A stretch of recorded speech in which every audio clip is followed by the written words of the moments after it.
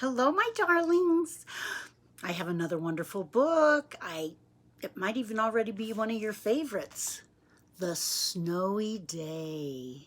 And this is a Caldecott winner as well, and another one loaned to us from Mary and her daughter Josie, who I love very much. And this is written by Ezra Jack Keats. Thank you, Ezra Jack Keats. Love it when they do these things for us. Isn't that nice? And then we have the title page, The Snowy Day. Look, I like it when we can always keep our place by when having flaps like that. And look at the beautiful inside pages. Doesn't that look like a beautiful snowy day to you? Kind of an imaginative one. The Snowy Day. One more. I love every picture in this book. Okay, here we go. One winter morning, Peter woke up and looked out the window. Snow had fallen during the night. It covered everything as far as he could see. Magical. After breakfast, he put on his snowsuit and ran outside. The snow was piled up very high along the street to make a path for walking. Look at how high that snow is. I've seen that a lot in Colorado and other places, I'm sure. Crunch, crunch, crunch. His feet sank into the snow. He walked with his toes pointing out, and he walked with his toes pointing in like that. So first he went up, up, up, and they went up, up, up, up with his feet. And it crunched every time. Can we make that sound? Let's pretend like our hands are walking. Crunch, crunch, crunch, crunch, crunch, crunch, crunch. And then let's put our toes inside, inward, and we'll go crunch, crunch, crunch, crunch, crunch, crunch, crunch. I love the crunches. Then he dragged his feet slowly to make tracks. Looks like train tracks or something. And he found something sticking out of the snow that made a new track. So he shuffled along and made tracks with his feet. Then he found a new track with a stick. He was enjoying everything about the snow. It was a stick just right for smacking a snow-covered tree.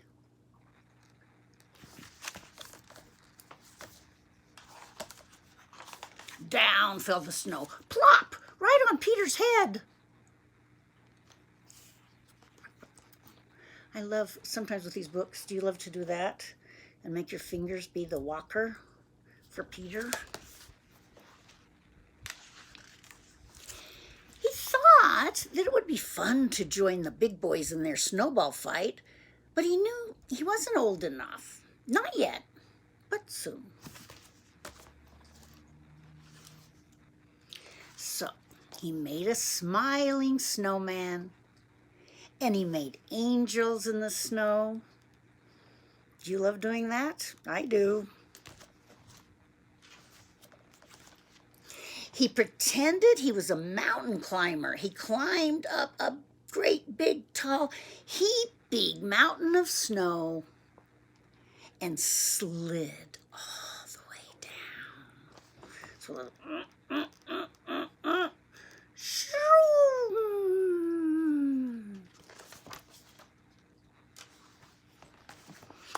he picked up a handful of snow and another and still another. He packed it round and firm and put the snowball in his pocket for tomorrow. Then he went into his warm house. He told his mother all about his adventures while she took his wet socks off.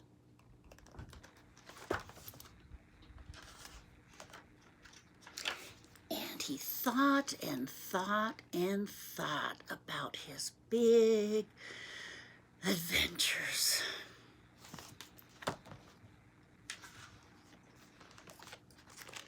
Before he got into bed, he looked in his pocket. His pocket was empty.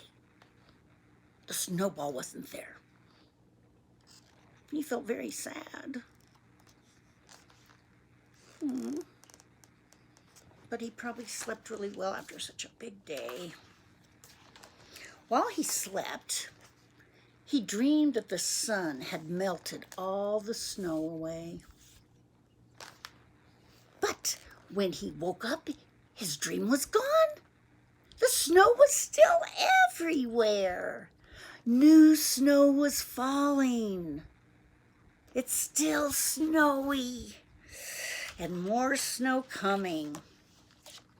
After breakfast, he called to his friend from across the hall, and they went out together into the deep, deep snow. Deep, deep snow.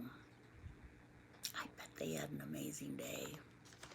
And then the very end of the book is more snow, just like in the beginning of the book. Here, let's look at that again.